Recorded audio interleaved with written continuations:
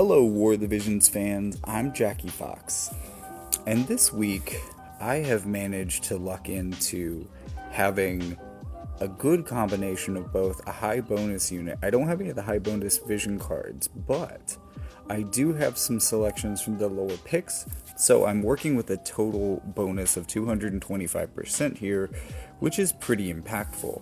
In fact, it's impactful enough that I'm 8th in the world right now, and we're going to see some familiar names here. One thing I want to point out about Arena is that if you are coming in from the outside, right, this is the information that you see about who's on the top. And this unit here, this is their mascot unit. This isn't even an indication of the units that they're using.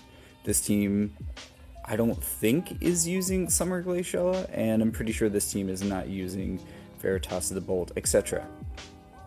Mine actually is accurate. Bresty's is accurate as well, I believe. But,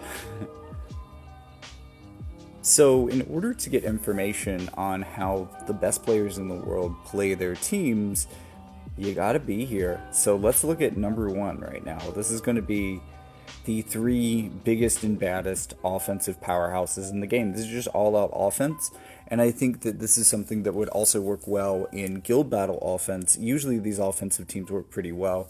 Guild Battle has a little bit of a wrinkle in that you have to worry about Fight 2, and I think that this team would probably still do good in Fight 2 in a lot of ways. It has a lot of ways of sustaining itself. Every one of its characters can heal very well, and Sadly is going to be increasing that healing power for Gilgamesh as well. Let's take just a little bit of a look at their abilities and the vision cards that are working for them here. See, there's a lot of stuff that benefits Gilgamesh. Haven't seen much that benefits Shurika yet, with the exception of Shinryu and Garuda. So while there are a lot of powerful vision cards here, and while most of those vision cards work for at least one unit on the team, typically the unit that they're equipped to, it's a lot of power without necessarily being the best thing that you could work for the team. But still, this one's a pretty difficult opponent. I think I've faced off against him once and lost. This team right here, though, has a little bit too much wind and sustain. Like tank in my counter element plus healer, plus we got some extra elemental resistance here. Actually, I should look at their talk about their equipment a little bit. So for Sadly, we're going for more accuracy and a good bit of speed. This also gives him some curative capabilities, ability to raise a barrier. This TMR is not necessarily that important or impactful. The buff isn't that important or impactful for her, but it does give her... Yeah, I can check them out. It does give her the most speed of any TMR, so that's probably what they were going for there.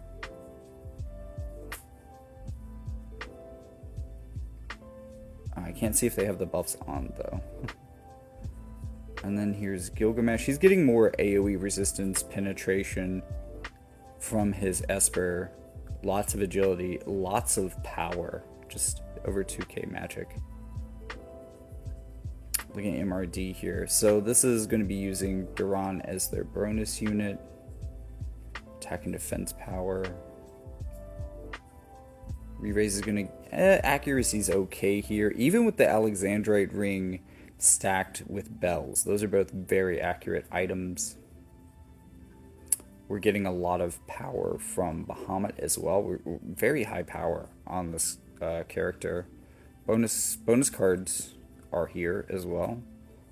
So they should have a higher total bonus. They're looking at like a 275 total bonus, where I'm doing 225. So they're going to gain more points in general. Let's look at their vision cards. Oh, Sage's Supplication over here. 2 accuracy boosters. I mean, really 3 accuracy boosters. I'm not as familiar with that. I think that's her TMR. Let's look at the cards. As you can see, the cards here are doing a lot better at supporting the entirety of the team. This one is kind of an exception, but it's a bonus vision card right now, so it's here for the bonus points. not necessarily to make the team better. Another Gilgamesh team. I think I tried this one too, have some trouble into it. Some AP and I think Vitalize here, healing power down. More generic vision cards, I think these might work a little bit better, but we'll see. We're going for really high magic here. This doesn't stack particularly well with Trust Mastery runes, but we're going for like a lot of power here. Let's see how high they got her magic. Wow, that's a lot of magic and speed. Her accuracy is decent. Let's see what we got going on here. It's actually really high agility. And pretty high magic for what she is. Wouldn't have expected that. Getting a little bit of extra speed at the beginning. Oh yeah, I can check it out. A little extra speed at the beginning of the battle. Oh, I've got to go to the screen. A little extra agility from the TMR as well. And then looking at what we've got here. It looks like we're focusing a lot on Gilgamesh. There are a lot of things here that are beneficial for Gilgamesh exclusively, although here's some Luciel stuff in here. Okay, yeah, never mind. I take back what I said about their vision cards. Their vision cards, look, I can only pick on this team so much because what they are doing is extremely effective, but their vision cards all basically only work for one unit out of this 3. There is a terrible vision card synergy here. Also, Gilgamesh usually sees play with Chariot for the extra AoE resistance, like penetration, like we saw in the last one. Shiva's a bit of a downgrade to that. This is evasive, but not necessarily an evasive build for him. We're not seeing any evasion gear. However, there is some really interesting kit here. I pointed this out in my last video because my team lost to a lightning team, and I almost purely credit it to berserking my Sodley and taking him out of the game really quickly, effectively. Like, he was still doing decent damage, but he just wasn't doing the things he was supposed to be doing. That could be really tough on Sephiroth, although they are running a little bit of a low guard here. That is ridiculously high magic, and just look at all of these extra abilities.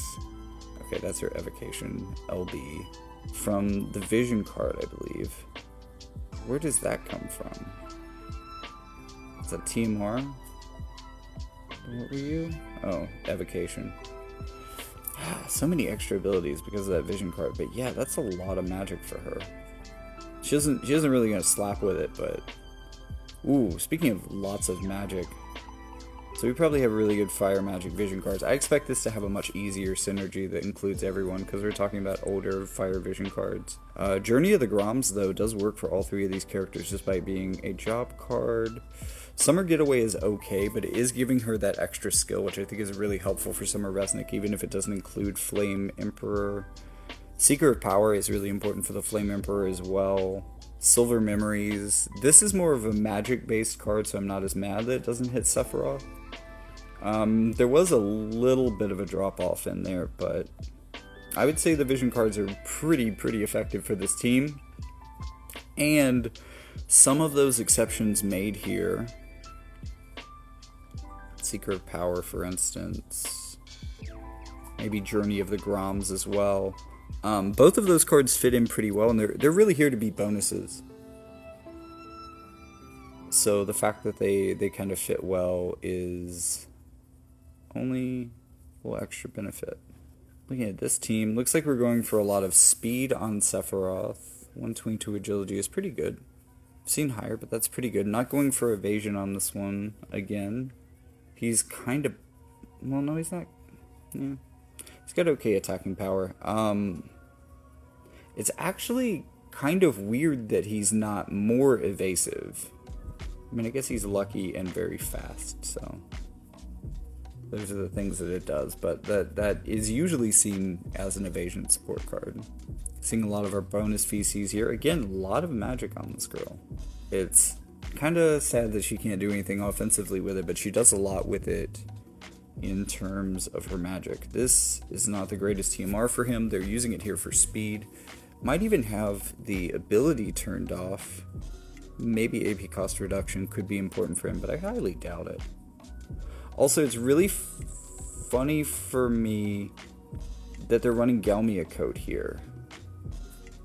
Maneater upon magic attack up 10. Okay, that's something. It has more spirit, but the reason that surprises me, I think it was this build. This is his new equipment. This is his equipment. They're also running the Ashen Blessing. Magic up isn't quite as high, and that is a little bit of a trade-off. But you're getting all of these things as well, and that man resistance could be pretty powerful for him. Healing power could help him get up to the point where he has man resistance.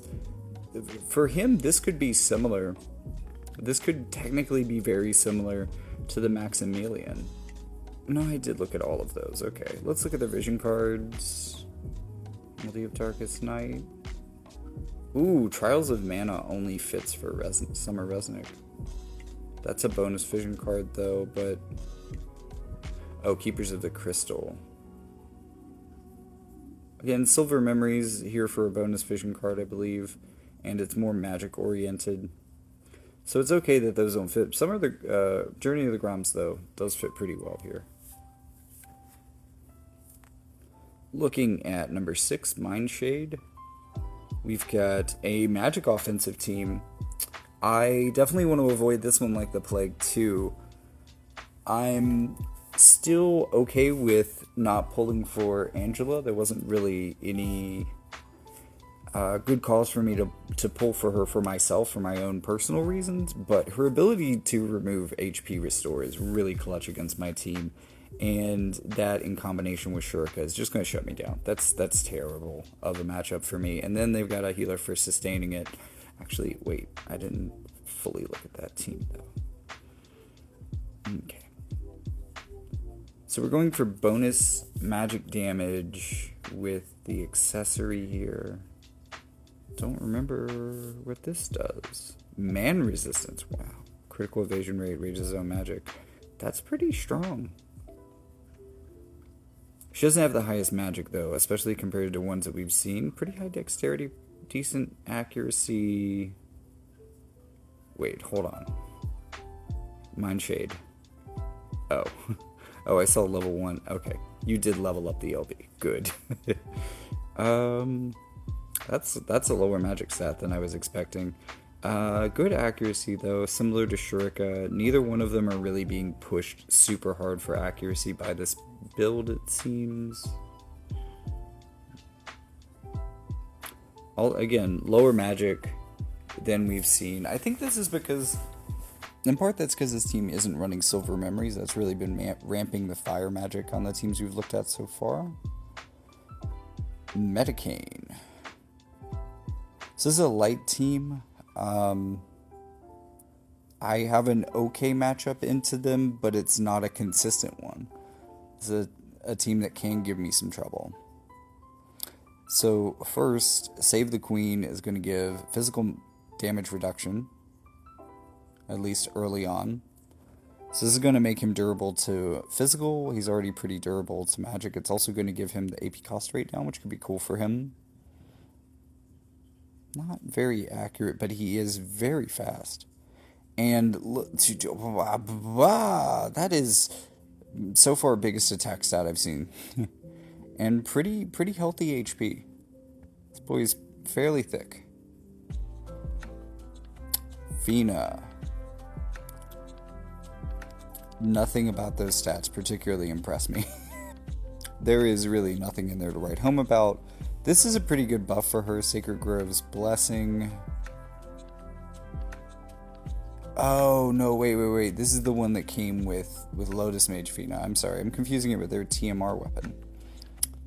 For the MR Fina, because it is an MR piece of equipment. My bad. Yes, it is in the wrong slot. Looting the Wastelands.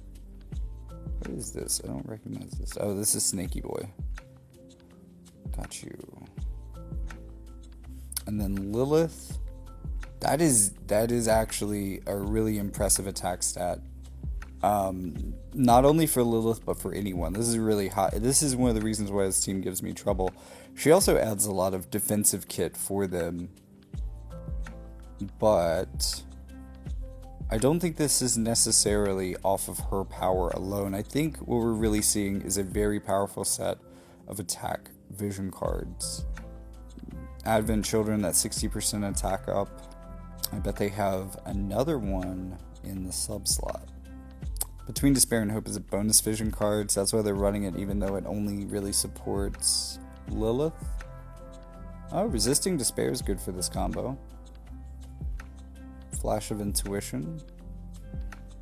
Oh, yeah, okay, Flash of Intuition. So that's going to be 50% light attack up. I think the fact that it's 30% unit attack up means that they've eldered this vision card as well. So from their vision cards, they're getting a total of 90% attack power up, and you definitely see that reflected in those two characters. And then, if you want 8th place, I have pretty much exclusively used this team to get here, because both of these happen to be Knight bonus vision cards. And this team has 2 Knights on it. So it is mostly Earth vision cards that are going to work for everyone. And then we have the 2 Night Vision cards, which are going to leave out Sodley. Sodley is already powerful enough. Boosting him more would be great, but he doesn't necessarily need that. Also, as you can see, I've got the Chariot over here because I'm not running Gilgamesh. Like I said, a lot of people run that with Gilgamesh, but he also has some pretty powerful AoE attacks, and this can help raise his damage ceiling against more modern units as well. Do that. But I don't think my team is particularly evasive. 42, yeah, even with that, 42 is not good. So I want the power from Odin. So as you can see, I'm pushing pretty high HP here, but my attack is below 2k. My accuracy is a bit below what you would want on like a Shuriken, but it's alright. Agility 121, at least we got above the 120 threshold. Good unit attack, area attack resistance. Arguably I could raise my faith. I haven't had this guy in the barracks for a while. Running a little bit of curse resistance, but I think even with this curse resistance, Ramada specifically has pretty much 100% curse chance on him, which is really rough for this team, but we take lightning damage incredibly well for the most part, so they can have a little bit trouble following through with that to actually pressure us badly. You know, Pugilist has some HP restore that I like for him. However, with Sodley, I think I might actually switch into this just to get a little bit more blind. AP restore could be okay. Decent damage. This guy has a lot of synergy with Sodley, but Sodley is kind of the more perfected version of him. He's kind of a magical Ashenmont 2.0 type character, in that he does a lot of the same things. You've got the follow-up damage on his LB. You've got the ability to remove follow-up hits from his opponent, so he's the only one who's allowed to have follow-up in the fight. You can see that the unit and area attack resistance is similar to Mont, but a bit higher, and generally higher than some of the other characters that we've seen so far in this video. Pretty decent accuracy around Shuriken level, pretty decent agility, but a bit lower than some of the high-end characters. Really, we're missing a bit of a bigger magic stat for this guy. He could use maybe a little bit more HP as well. He also has CT up shenanigans, which his whole team has, and it is hard to overstate how much giving Ashenmont Human Killer and HP Drain just makes him the pinnacle of what he can possibly be. But also, if you were to potentially get that benefit onto Bradley, he could also definitely make use of the accuracy. Although this is not the most accurate build for him, it is relatively evasive.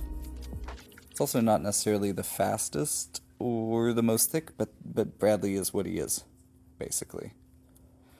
Bradley also has a lot of synergy with him, and really the reason I call this Earth aggro is that what often happens is that, you know, Mont can push a lot of damage, but if Mont pushes a lot of damage after Bradley uses a calculated rend, which is going to give him CT up and move him up in the turn order to help follow this up even better and keep them from healing back or recovering before we can get our KOs.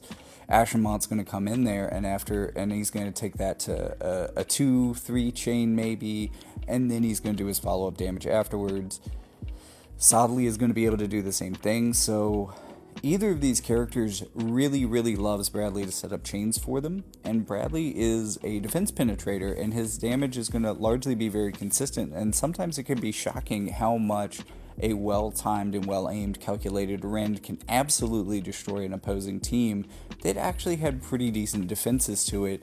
And then when you combine that with these guys being able to pump out so much damage and so much extra damage in addition to that, while also maximizing the power of that extra damage through Man-Eater, oh boy, the chaining potential and damage potential of this team over a couple of hits is pretty high. And then when you consider all those CT up shenanigans and mechanics, it can actually increase the pressure by pushing the speed and maybe pushing even more follow-up damage out even faster, so that opponents that are more stalwart and more grindy don't have as much time to recover in between your turns. So this is a really neat team. I am also running an AP denial strategy. I may rethink that, as it's not incredibly helpful. It's good against the Sephiroths that I've been seeing up this way, but there is absolutely a good argument to be made that I should be going for more speed. And if I have that there, I haven't tried the most TMRs on this guy. This is his, which I haven't upgraded. Interesting. I mean, he doesn't have anything like that in his kit. It does feel like a pretty weak buff, but it is a very useful thing. Alright, let's look at the rest of the top 10. Resty, finally coming to some teams that I do a lot better against. I can beat this team pretty consistently. It's I don't want to say this is the glove team necessarily, but it quite could be, because I think Summer Resnick fills in that third space pretty well, even though she's not a glove unit. I mean, you would be losing a bit of power to go with Renoa, but then your vision card synergies would be stronger. But let's not knock it before we talk about it. We're also using Shurika's TMR here. Ramada's TMR as well. And Ashen Cantone's here for the agility. We should also be probably seeing a lot of magic, as they seem to be optimizing for magic with their equipment as well. So let's take a look at the characters. Not the highest stats we've seen on Summer Resnick so far. Also fairly slow as all things go. Not very accurate either, and these resistances are incredibly lacking. Ooh, I think I might be seeing why I have a decent matchup into them. No unit attack resistance. We do have area attack resistance. He has a lot of that. He's good for that. Bit of accuracy, not as much as mine. Kind of slightly behind the stats of mine in these positions.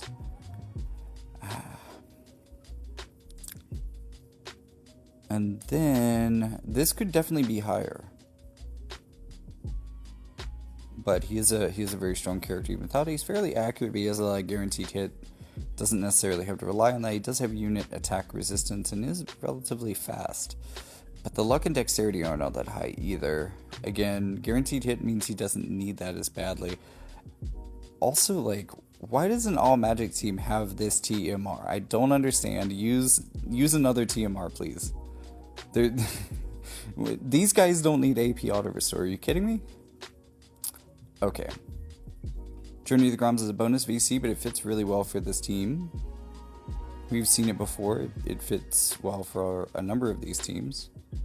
Lewd in the Wastelands is a glove VC. Silver Memories works well for this team as well. We've seen that one work as well.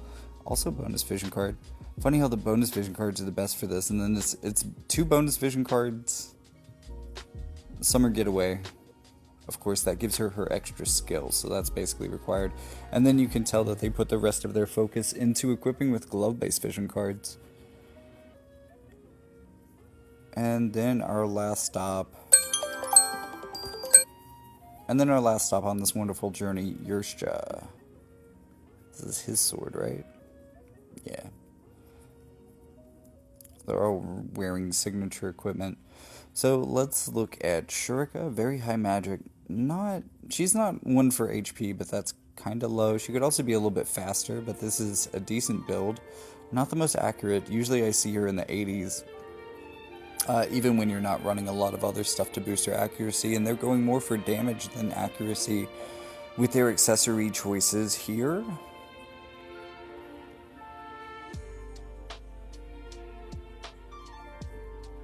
I also have a tank. Pretty accurate, actually more accurate than she is. That's kind of wild. Not high resistances here. Let's see if she did better. Not really. They're not getting their unit or area attack resistance up. There's too many wind units on this team for me to want to mess with it, but pretty high. Oops. Pretty high stats there.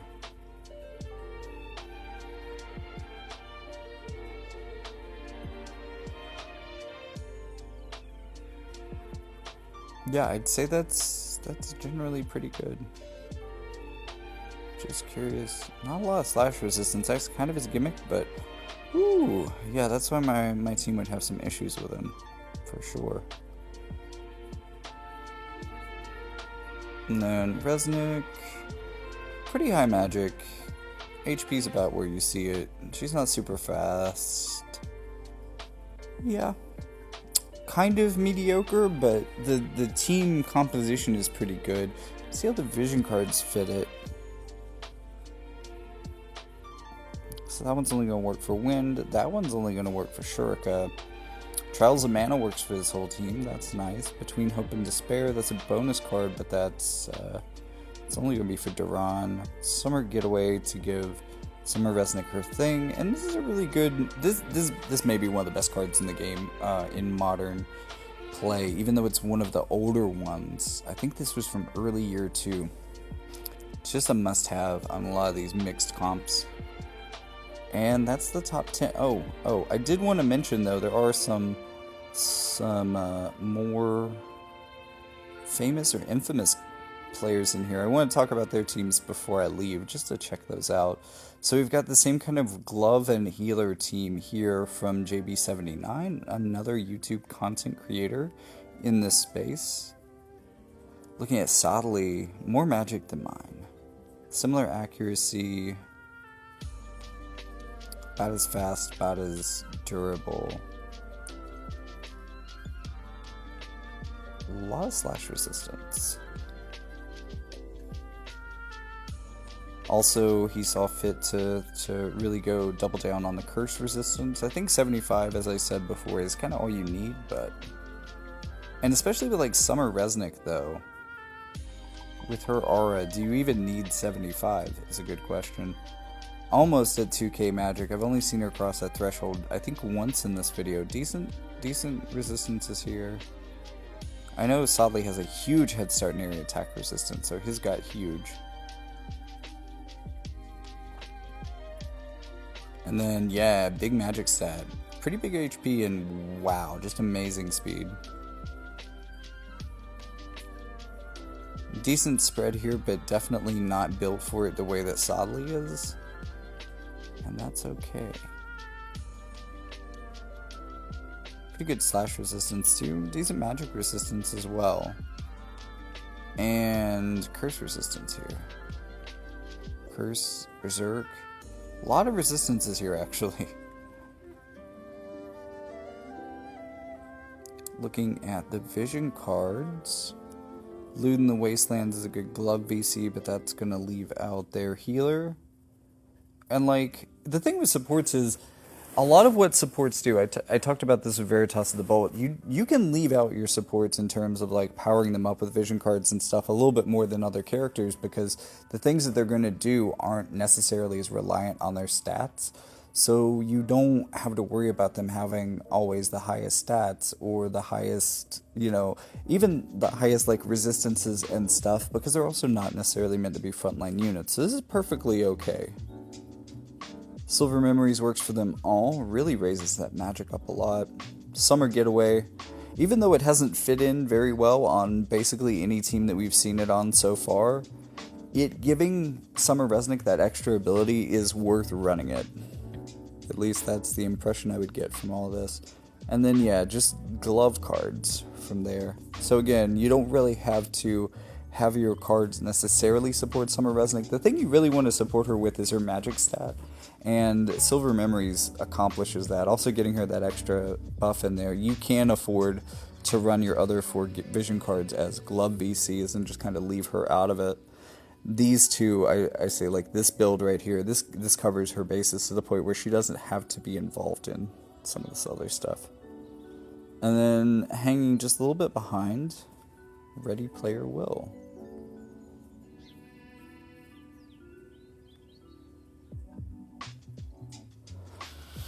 So ReadyPlrWill is looking to really maximize evasion, and we also see that Berserk TMR. Yeah, 97 evasion, 123 agility, nearly 600 luck. This guy, good luck hitting him. Good luck. Also, he can put you to sleep. He can put you to sleep and berserk you with the same hit, potentially. Or berserk you and berserk you, or berserk you and curse you. Lots of options for this guy. Really mean build going on here. Hats off to you. That's scary. Then we've got our healer. Pretty high magic, not quite the highest we've seen, but respectable HP and agility. Accuracy is actually kind of high, not that it matters at all for her. That's because of that Alexandrite ring. You know what, another thing I want to look at for her, though, while the accuracy doesn't seem like a big deal, yeah. So I'm going to wager that there's also maybe, like, an HP rune set in here? Or a vital rune set? Well, we can see. Yes, that's where the other elemental resistances are coming from. So, combination of this rune set and bonuses from the Alexandrite ring are going to give her respectable elemental resistances, not entirely unlike Soddly. And we know how well that plays, especially for a character that you need to support and heal for. Wow! Speaking of scary characters, 2145 magic is pretty nuts. Very high agility. The accuracy isn't quite here for this one, but there's also not accuracy supporting equipment here either. This is the full damage build. We've seen it a couple times before with Shurika, and here it is again. And then let's look at the party abilities as well. Again, this is a very, very, very commonly used card for fire, but ReadyPlrWill, got to give you credit here. You're the one who is using it most effectively, because while, any fire team is going to want its agility VC, an evasion fire team is going to want its agility VC because it also has luck. That's huge. And this is the first Sephiroth that I've seen so far that has the actual evasion potential to back that vision card up. Oh yeah, fire and wind dual VC, so that's pretty good for the team. Battle of the Clouds, yep, that did include Katana. Didn't realize it included Book, but that's cool. Good for this team. Also, this team works well with Summer Getaway. It's one of the first times that we've seen this team this card benefit the entire team. Usually it's just here because of the skill that it gives Resnick, but that's pretty great. And then we have a little bit of wind support, a little bit of extra agility for Shurika. That's very important for her. Doesn't help the rest of the team, but give you a pass on that. It is a really important card for her and does a lot of the things that she's going to want. Is that main slot? That is main slot. Oh, okay, so this one only works for the fire. This is to cover for... So between these two, you have agility up on the whole team. Feels a little bit more wasteful over here, but agility is a very important stat. Make no mistake, and this is a good indication of it. And then Divine Tyrant Shinryu. more of a magic-based card. It's not as important that Sephiroth is on this, but he is. And that is helpful for him in some ways. It's more helpful for Shurika, though, that Man-Eater, again, being important for follow-up damage. And, now that I've said and done all of that, was this the team where I commented on how strange the vision cards were? Kind of all over the place. Very powerful, but also very all over the place. I mean, I'll do it for you guys. I don't know if I'm going to win this one at all, but let's see how my new equipment fares.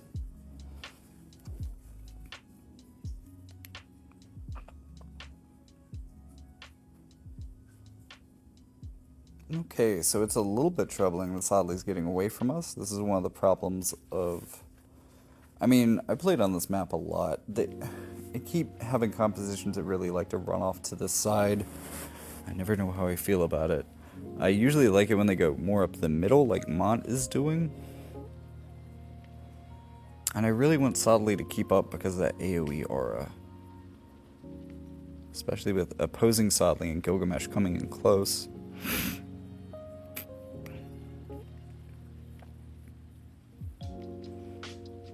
Yipes. Well, at least we have courage.